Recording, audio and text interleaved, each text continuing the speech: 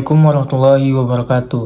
Sebelumnya, perkenalkan nama saya Ahmad Dipo. Saya berasal dari program studi S1 Teknik Elektro kelas C.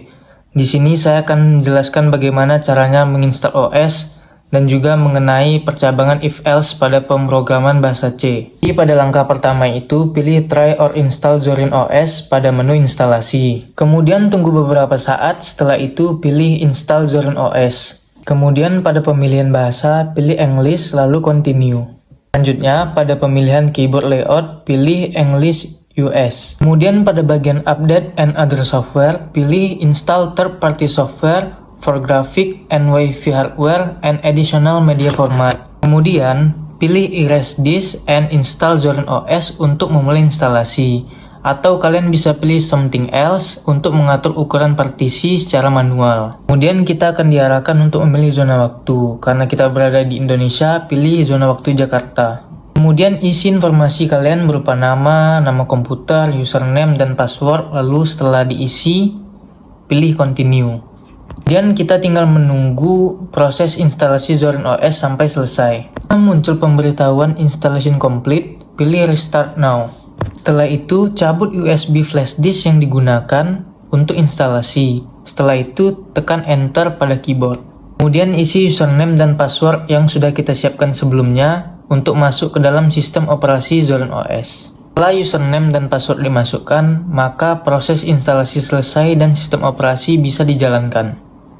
Mungkin itu saja penjelasan dari saya mengenai penginstalan OS. Selanjutnya kita masuk pada percabangan if-else di pemrograman bahasa C.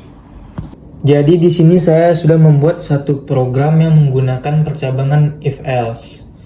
Program ini saya buat untuk memeriksa apakah angka yang saya masukkan itu adalah angka genap atau angka ganjil. Langsung saja saya jelaskan programnya.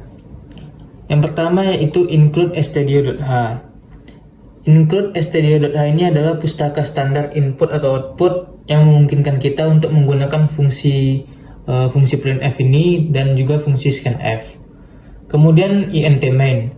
Int main ini adalah fungsi utama yang menjalankan program. Kemudian lanjut int angka.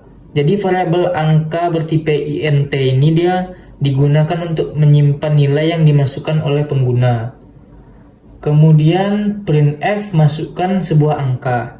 Fungsi printf ini dia menampilkan pesan di layar untuk meminta pengguna ini dia memasukkan angka. Jadi kata-kata perintah yang ada di dalam kurung ini dia akan dicetak ke dalam CMD atau yang ini yang hitam-hitam ini, masukkan sebuah angka. Kemudian lanjut scanf %d dan angka. Scanf ini adalah fungsi yang membaca input dari pengguna dan menyimpannya ke dalam variabel angka. Jadi %d ini akan digantikan oleh angka yang kita masukkan sebelumnya. Kemudian lanjut if angka %2 sama dengan 0, print angka %d adalah bilangan genap. Ini maksudnya adalah jika angka yang kita masukkan itu habis dibagi 2, maka angka tersebut adalah angka genap. Jadi jika angka tersebut habis dibagi 2 tanpa ada sisa, maka cetak kata angka yang kita masukkan adalah bilangan genap. Kemudian else printf angka %d adalah bilangan ganjil. Ini maksudnya jika kondisi if ini tidak terpenuhi, artinya kan angka yang kita masukkan tadi tidak habis dibagi 2. Maka program ini akan mengeksekusi blok kode dalam else dan mencetak bahwa angka yang kita masukkan tadi adalah bilangan ganjil. Lanjut pada return 0, ini menandakan bahwa program kita berakhir dengan status sukses. Langsung saja kita coba programnya. Nah ini, dia meminta masukkan sebuah angka.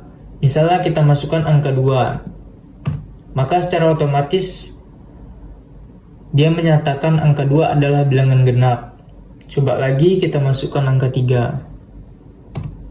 Nah, maka angka 3 adalah bilangan ganjil. Berarti program ini sukses. Mungkin itu saja penjelasan yang dapat saya sampaikan. Bila ada kekurangan atau kesalahan, saya mohon maaf. Assalamualaikum warahmatullahi wabarakatuh.